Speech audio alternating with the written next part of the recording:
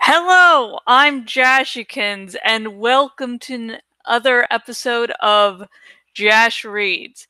Today, we will continue with Animorphs number 7, The Stranger by Kay Applegate. Some really good news. I was got a bill in the mail the other day, but it seems like it was just a mistake on the end of the R. So I'm really hoping that that's really the case. So, yeah. As for how the podcasts are going along, it's been sort of hectic. I will check up with Rev Resner after this video just to double check. Don't worry, you might not be seeing much on, your end of things happening, but things are happening, and I plan to start on my Patreon, start doing once a month an update on how things are going. So if you want to know how things are going behind the scenes, there will be that to look forward to. So even if you don't see anything happening, you can be reassured things are happening. So nervous about this video because it's one of the longer chapters.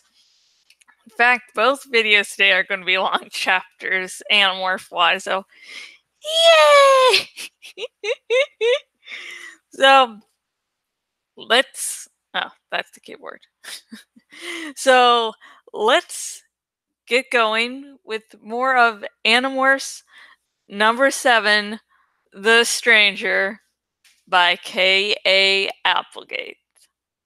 Woo!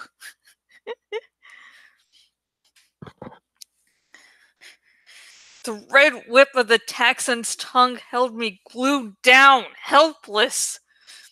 Morph! Morph out!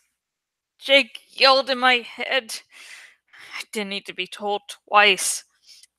Through the fear, I focused my mind on my own human body. Suddenly, all around me went dark. We're inside the taxon! I yelled. Focus on morphing, Jake yelled. We are busting out of here. A gush of stinking liquid, like a tidal wave, washed me from the sticky tongue. I tumbled blind and terrified through hot, vicious goo. But at the same time, I could feel that I was growing. My roach antennae brushed against something very close to me. Another cockroach, but bigger than it should have been. The morphine! Cassie yelled. Right with you! I yelled back. Everything was closing in around me. The bodies of the others were shoved against mine as we all grew out of our roach morphs. I felt the gut of the taxon spasming as it tried to deal with this deadly growing meal. My human lungs were growing back, and as they grew, they began to need air. I was suffocating. My body was not as durable as the roach form. Air! I heard Marco cry. I can't breathe! Just keep morphing, Jake yelled. We'll try and pop this worm open. I have my tail again, Axe said. Should I? Yes, Jake said. Do it! The darkness around us split open suddenly. I caught a glimpse of Axe's sky-like ant-like tail slicing the taxon open from the inside. Air rushed in, stinky, foul, vile air, but air. We exploded from the inside of the taxon, wrapped in its guts, covered with green-blue slime. We were not fully human yet, till some awful melding of human and bug, but we were finishing our demorphing as fast as we ever had. Air! I sucked it into my still-forming lungs. The Texan lay ruined and reeking all around us. The room full of human controllers eating. Dinner was no longer frozen by the elemist. Now they were frozen by sheer disbelief. Let's bail! I yelled, before they can think about it. We ran, slipping and slithering through the Texan's guts, still forming the last of our fingers and toes. We tore out of there. Get them! A human voice yelled. Get them, you fools, or Vischer 3 will chew your bones. Suddenly, with a roar, the human controllers surged up out of their chairs. A Hork-Bajir near the door moved swiftly to cut us off. Axe swung his tail with blinding speed. It hit the Hork-Bajir in his shoulder. Head for the drop shaft! Marco cried as he led the way from the room. Everyone but Axe, if you can't morph again, do it! Jake yelled as we raced for the drop shaft. We need firepower. I didn't need to be told. The only one of us who had any kind of natural ability to fight was Axe. I was already trying to focus my mind on the bear that I had made a part of me. Part of me knew it was foolish. I should morph the elephant or a wolf. I knew both of those morphs. I could handle them. But I also knew the elephant might not fit in the drop shaft. And I wanted power. Something hit me and I went sprawling across the dirt. A man stood over me. A grown man. He had slammed into me. For some reason, this outraged me. What kind of a creep would hit a girl half his size? Of course, I knew the answer. I knew the man was not really a man at all, but a controller. The Yeerk in his head didn't know or care about chivalry. The man bent over me and began to put his hands around my throat. Suddenly, he only had one hand. Ark! He cried, falling back. Thanks, Axe, I said. We are trapped, he said. I looked past him. The others had all reached the drop shaft, 100 feet away. Between the two of us and them was a small army of human controllers and Hork-Bajir. As I watched Marco and then Cassie were swept up the drop shaft, only Jake was still standing there. He looked back at us with an expression of horror. Jake, get out of here! I screamed. We'll be okay. Several of the controllers began closing in on Jake, but most of them only had eyes for Axe. They could see that he was an Andalite, the deadly enemy of all Yeerks. I don't know what they thought I was, still dripping with taxon goo. Suddenly, a pair of Hork-Bajir warriors rushed at us. Their bladed arms slashed the air. They came at us like a pair of chainsaws on high speed. Axe struck, but the Hork-Bajir were too fast. There was a deep gash down Axe's flank. He struck again and again, his scorpion tail almost invisible. The human controllers stayed prudently back, as much afraid of getting sliced and diced by the angry Hork-Bajir as by axe. But more Hork-Bajir were rushing up, and Axe was losing ground. Then I realized I was no longer afraid. A deep confidence had welled up inside of me. Utter confidence, utter fearlessness. I realized I was no longer standing erect. I was on all fours. When I looked down, I expected to see my two hands splayed on the dirt. Instead, I saw massive paws. Coarse, dark brown fur, black claws, each like the point of a pickaxe. I had become the bear. It was his confidence I felt. It was his total lack of fear. I was an animal that had never, in 1,000 generations of grizzly bears, known an instant of real fear.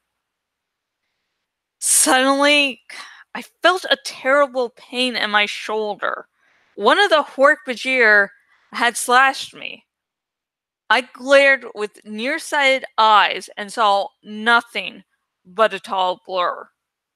I had never morphed the bear before. I had never learned to control its brain, its instincts.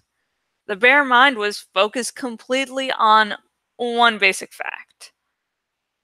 It had been challenged. There was exactly one response to being challenged. Attack. Roar. I roared. I charged the Hork-Bajir. He cut me again. It didn't matter. I barreled into him. 800 pounds of very angry grizzly. The power! I was a truck doing 70 miles an hour. I was a tank. I was the largest carnivore on land, and nothing challenged me and survived. I could barely see the Hork-Bajir through the bear's weak eyes, but I smelled him and felt him, and I swung my massive paw and hit him full in the chest. I struck him with a blow that would have knocked a train off its tracks. The Hork-Bajir went flying. More came.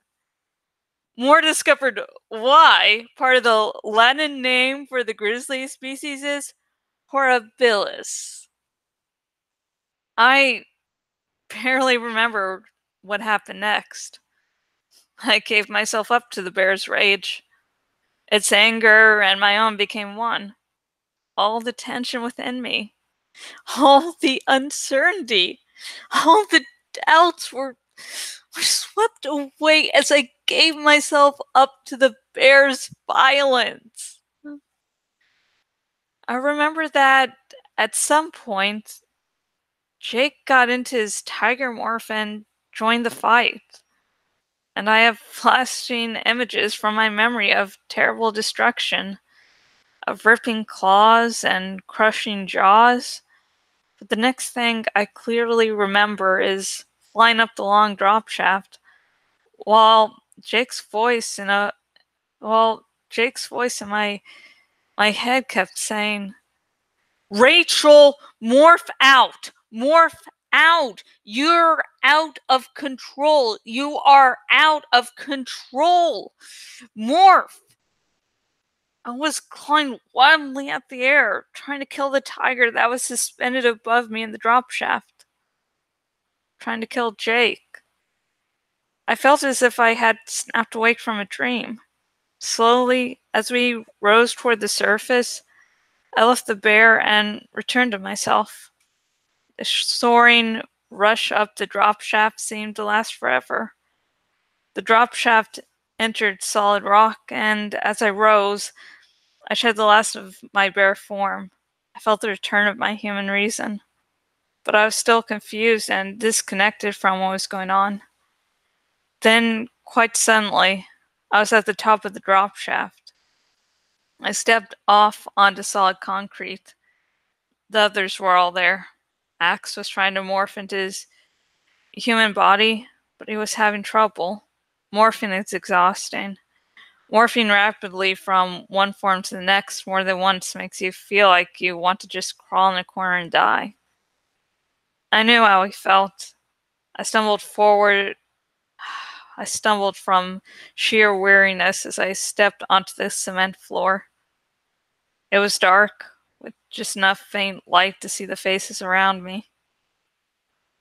Careful, Cassie said, taking my arm. We're okay. We're safe. We're in the base of the water tower behind the school. Gotta get out of here. Yeerks will be watching. Yeah, they were, Marco said. He jerked his head over to the corner where two human controllers lay unconscious. Let's get out of here, Jake said. You okay, Rachel? Yeah, tired as all. I never morphed the bear before. Didn't have time to get control. Sorry. It's okay, Rachel. That grizzly got us all out of there. But get some rest, huh? Yeah, rest would be nice. Somehow I made it home. I crawled into my bed and fell instantly asleep.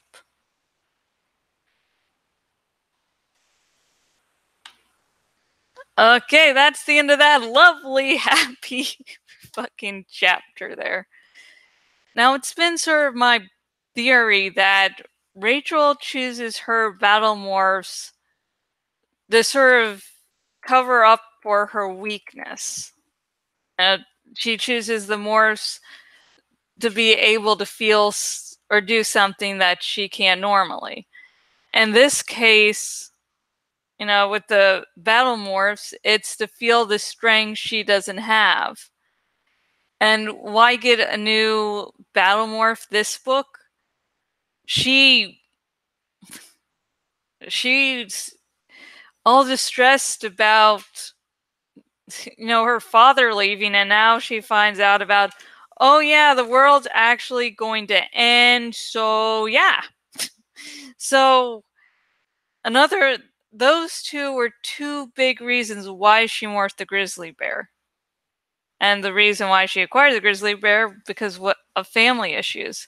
So while her battle morphs like the grizzly bear are powerful, that's just so that Rachel for a little bit can also feel that power. So Rachel doesn't have to feel helpless, so that she can actually feel in control. And we can see that when she actually morphs the grizzly bear, she's like, holy shit. And I think, please correct me if I'm wrong, faithful viewers, but I think like this deep southern accent came during part of that moment, because I don't have a deep southern accent, but like every now and again it's like, ta-da! And this might be the first recorded incident I remember of that actually happening. It sometimes happens in practice. And when it happens in practice, I can just, you know, where did that come from? So I don't know. But so yeah, Rachel's compensating. She's living a little bit of fantasy for a little bit, because everything's so fucked up. She's like, oh yeah, I can just morph this and it'll be fucking awesome. I'm in control. See, I am totally in control. Yeah. And now, from the 7th book onward, Grizzly Bear replaces the African elephant as her battle morph. And actually, after you finish rereading the series, and if you decide reading the series and you decide let's go back for a reread, I can tell you it is sort of awkward to go, oh yeah, she didn't start off with that Grizzly Bear morph. Well, oh yeah. Yeah. this chapter, I admit, was a little bit fun to read because I got to go through some different emotions. I got to sort of try to explore different ways to approach some of the lines and the dialogue. It's always fun having, like a first-person narrator, or, you hear the inner thoughts of a person, and then how they speak can be different. So it's like, to me, that's how I like to approach it. Even when I'm writing, I can write the inner dialogue, inner thoughts as one thing, and then them sort of say something else. Because, think about it, real life. Are you always 100% truthful when you say, "Oh yeah, honey, that's good. That's interesting"? No, it's like sometimes you're like, "Okay, I want to tell you shut up, but that would be rude, and I love you, and I do like to see you happy, but I have no idea what's going on." Actually, Rev Resner used to be an auto mechanic, and if he ever goes off about, car stuff, I can't really understand it. I'm like, I like seeing him happy, that's good. But he has other friends that are also more into cars, so at least they speak the same language. But anyways, what did you think about this chapter? Do you agree with me that Rachel is using the grizzly bear morph and previously the African elephant morph to compensate for her own feelings of weakness? And what else did you think about the chapter? Please comment below. I know start a little party. I'm sorry if I'm not really responsive to those. I'm like, yay, there's happiness. I don't know what to do. What the fuck? I'm sorry, but remember, no major spoilers. You can talk about little things here and there, but no major spoilers, because as anyone who has, completed reading the series knows, damn, there are some big twists and turns that you should encounter, without knowing they're going to happen, because they are really big. And we keep on, like, the 5th book, it's like, hey, Marco's mother is actually alive. And this book, it's like, oh, there's this Elmas, and he says the world's going to end. And there are definitely some big twists and turns here. And about the Elmist, God, I can't wait till we get to a certain book. So I can, damn, maybe I'll just write like a long blog post about the Elmist. Maybe not. I have now that would make 2 ideas for my next long blog post. So, but anyways, no major spoilers. And this is because I'm hoping people will come into the series via my videos. Like, oh, hey, look at Animorphs. That was such a wacky series. I mean, it had kids morphing to animals. It must have been really lighthearted. And like, oh, someone's doing dramatic reading. Let me watch maybe a video or 2. I'm like, oh my gosh, this is not silly. There's silliness, but yeah. I'm like, oh my god, I really want to read this series now. If you are watching on the YouTubes, link in the description. If you are watching on my blog, the blog link down below, and both links will take you to where you can buy your very own copy of Animorphs #7, The Stranger by Kay Applegate. So that's great. And actually, buying via that link also helps support me, so I'm cute-ish. Damn it, for some reason now my stomach's acting up. I'm trying to improve maybe it was the cheese. Damn it. Anyways, my gastral issues aside, if you're watching on the YouTubes, please like this video. I believe that does affect the YouTube algorithm so that, I'm more likely to be viewed. And everyone should watch me because I am so damn lovely.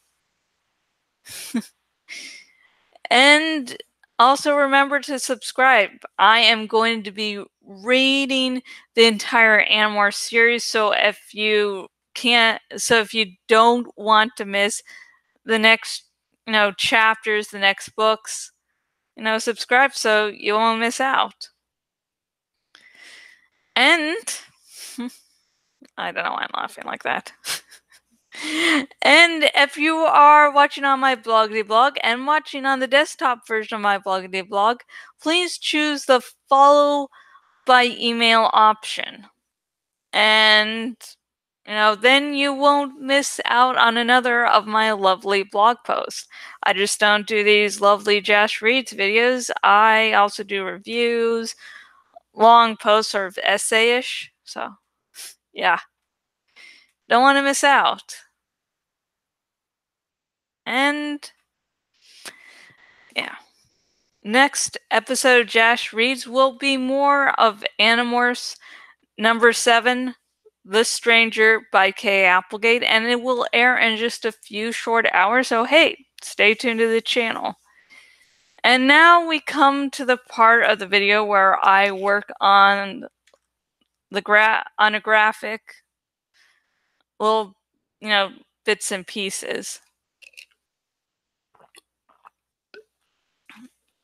And now if you want to, break out the champagne or one of your favorite types of alcohol, and if you don't drink for whatever reason, I'm drinking Snapple, so non-alcoholic. So I felt like I want to be drinking milk now, but snooze I lose, or some such shit. So let's do this. Present to everyone. Oh shit! Sorry, I clicked on something. I thought I did something else. Ta-da! Sorry. Sorry there, folks. Sorry. Sent to everyone. Okay, ta-da. Okay, now I'm going to make sure. Let's see. Live. That's the screen. Live. Screen. Live. Sorry, can be a little OCD. Don't think I've been diagnosed, but this part can get really annoying to me. Live. Okay. And I will check it once more, because why the fuck not? Live. Okay. Okay, now. Okay, got it. Now, this is not a shipping graphic. This is not shipping Jon and Daenerys. So, don't really get your hopes up there. This graphic is going to show the difference of why they really just aren't compatible. Now, I'm going to say this before I continue. If you do ship Jon, Dany, I am not saying you shouldn't ship Jon, Dany. Okay? Not saying that. And I don't like the show's version of Jon, Dany, but I do like Jon, Dany. I'm hoping Martin finishes his book, so if he could most likely put them together in a much more interesting manner. I just felt like I was sort of excited, like season 7. I was like, Jon, Dany definitely going to get together. I'm like, oh my god, there's so many similarities between the two, and differences that could collide and combine into some really interesting piece of storytelling. And instead, the showrunners are like, let's do the most boring piece of shit. And I'm just like, why? That's like my hopes and dreams were torn down. I'm like, I'm a much bigger Jorah Dany fan. I'm a multi-shipper, and I sort of resided into Jorah Dany and other rare pairs, and I started to go on a big Game of Thrones fan fiction, just rut writing, just like but yeah. But anyways, long story short, this is not pro Jon, Dany, and if you do like Jon, Dany, I'm not hating on you. You are awesome. I'm not even saying that. Yeah, so don't be insulted, okay? If you feel like you can't go on watching part of a video where someone doesn't say positive things about John Downey, stop this video. Don't worry, you've watched the dramatic reading, you've watched the important parts, so, hey. Okay, now, I'm sorry, folks that aren't part of the Game of Thrones fandom may not realize why I put that big speech there. But yeah, just saying, there are big shipping wars, okay? Let me say that. So last time, okay, what we've done so far is have, two types of fire here. The blue one representing Jon Snow because he's from the north. Yes, he has Targaryen blood in him, but like he's much more of a Stark. And then we have Daenerys, and she's fire red, burning fire because she's a Targaryen, she's a dragon, and she had 3 dragons, now down to 2. And I won't talk about Viserion's death scene because that would lead into a rant, and we want to make this sort of positive-ish as possible. Now, there's going to be a couple different things here. So, in the more sort of transparent words, it will be, we'll quote unquote say negative things, about how she's not compatible to Jon, and Jon will have the same thing, but showing a difference with Daenerys. And there's a middle thing of things that sort of stand between them, and one will be the actual thing, and more clear writing will be the thing that seems to be the more palpable, the one that you can actually point to physically.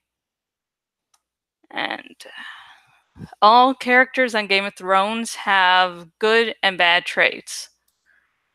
Okay, so we're going to go with the middle first because that's actually what I can actually think of quicker. Incest. Okay, damn it. Okay, let's now. The incest, now, is something that is one of the things that actually stands between them. It'll be one of the more transparent words, just because Jon's more of a Stark. Yes, he has Targaryen heritage, but he was raised a Stark. And while Daenerys will think, okay, if I was born earlier, I would have married my own brother Rhaegar. So it's not, but still, it's something that stands between them because, well, one's like, yay, incest. Others like, no. Okay. Yeah, I think, yeah, that does better. But let's see. Let's see.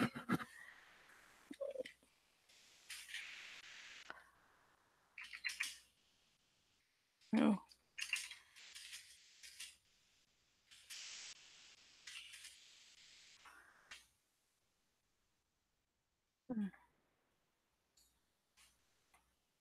That is magenta. Blue is combined. Red and blue combined, the result is... Ah, okay. I was going to be like, oh, there's 2 colors. I know that red and blue equal purple because of an Animorphs thing that is sort of insane.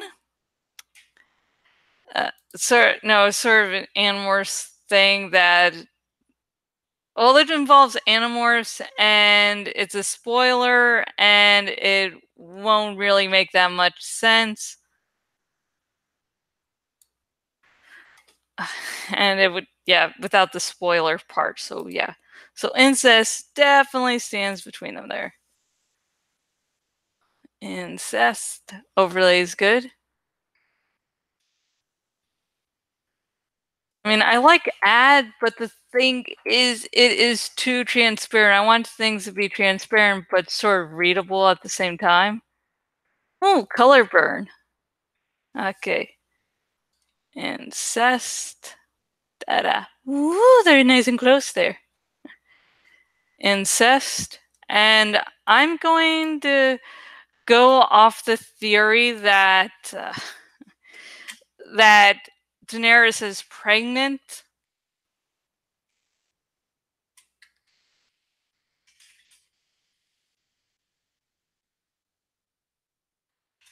because the foreshadowing last season was just like, yeah, sure she's not pregnant. I mean, it'd be cool if she wasn't pregnant, just like, oh, we all got fooled, but yeah. Now, you might be wondering, why am I putting the child in the middle there? And that is because if Daenerys is pregnant, part of, Jon's decision to leave Daenerys without if she, wasn't having his child, would be like, okay, we're going to leave. Pretend it never happened. But with a child, childs make things a lot more complicated. I mean, with Jon himself, he was raised without knowing his true mother and father, not ever seeing them even. So I think he definitely would have a much more personal angle on the whole, you know, I have a child with someone than other people would. Besides his honor, there's his past history. Okay, now we're going to try to look for a quote. I was thinking do multiple quotes, but I'm like, in this time limit, yeah, probably not going to do that well. But child incest, let's see. I just realized it. No, I didn't say it. Never mind. So we're going to have to look for Daenerys' quote that is antithetical to Jon Snow. And I sort of remember what that word means, but it sounds sophisticated, so I'm sophisticated.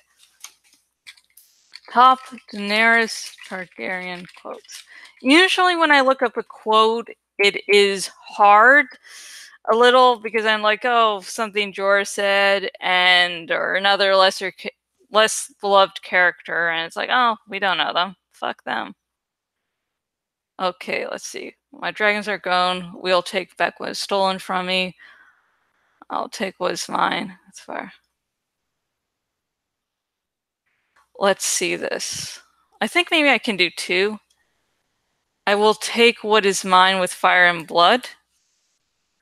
I think that is sort of not really something Jon Snow would really agree with. He's not really the conquering type, actually.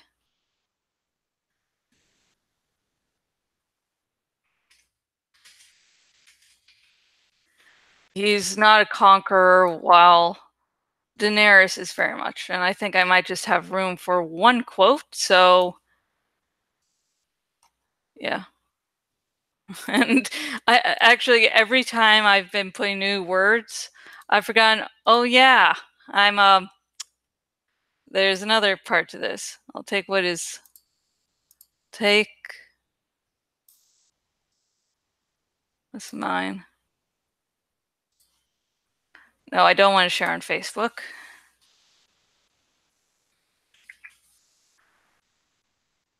I was actually thinking using the quote, I was born to rule the seven kingdoms, so I will.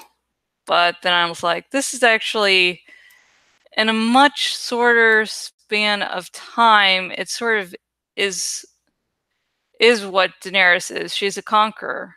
She'll take the seven kingdoms, and the taking what is mine does serve the same purpose as, I'll rule them because I was born to. I'll take what is mine.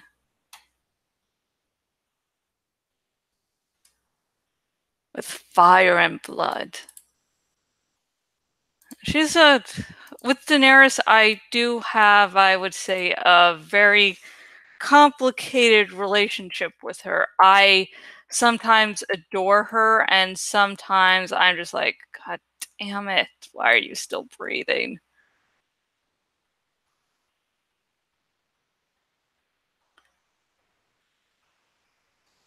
Okay. So yeah, it's very complicated, and I admit wanting to do all these writing at the same time so I don't forget exactly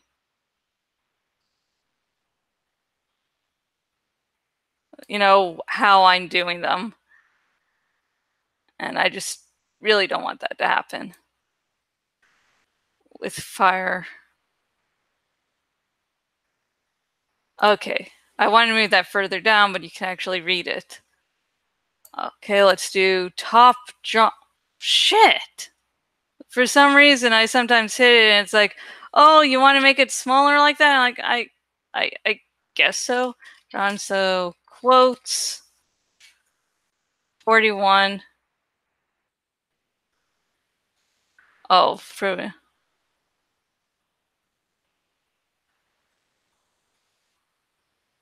the best John. Let's see. Let's change that. Top Jon Snow quotes, showing the antithesis of Daenerys.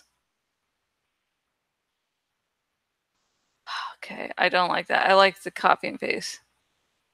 Sometimes there's.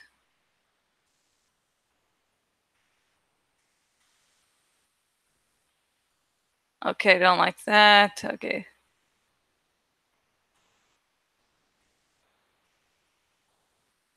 Okay, damn it. This is what I hate here. Okay, where are the quotes? No. Only subscribers have. Okay, I don't give a shit. Now, let's see.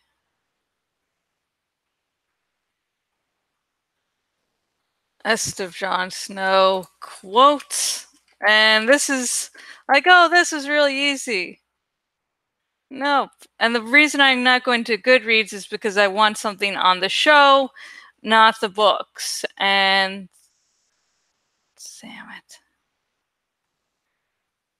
Okay, maybe this will work. Maybe this will. Are you just pictures? Okay, there are there. When he leaves. No, I want the quotes. You said the quotes. Okay, damn it.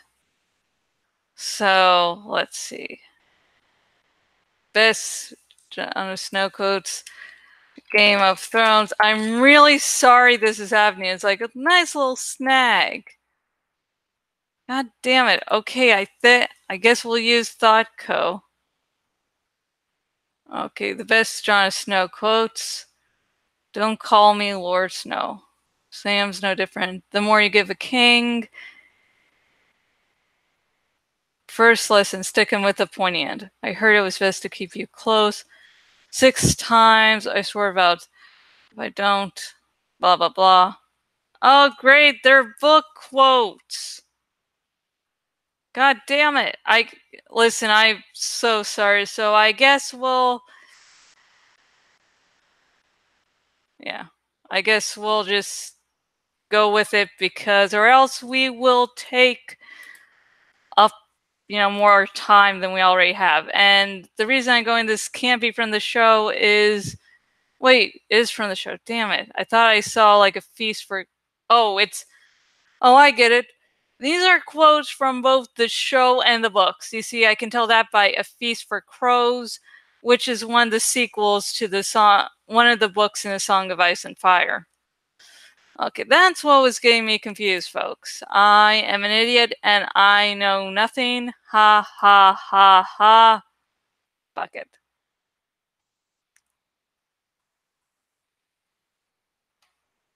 Let's see.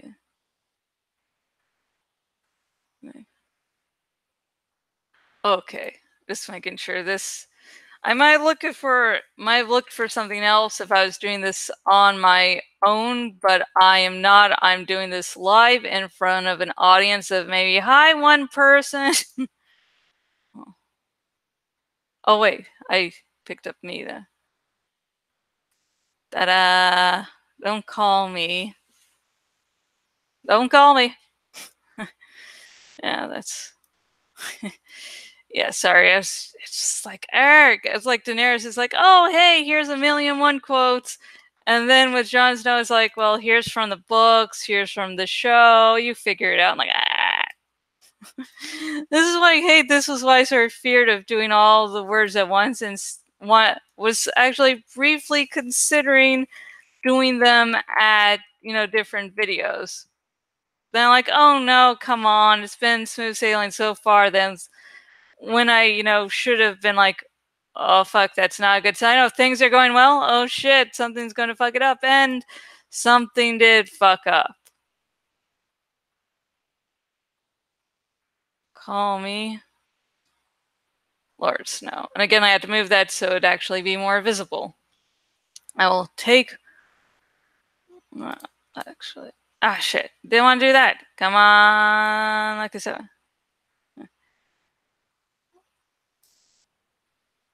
Okay. Flatten, ta-da! So today we just added these words. And next time we will add 2 more words of showing positive things, positive. It's just that, like on the outs, I guess the whole sort of point is to show that on the outside, yeah, they could work, but once you look below the surface, them actually working out as a couple doesn't really make sense. Verbs. If you're wondering, I do sometimes say verbs instead of words. Well, if I'm working on something, but yeah.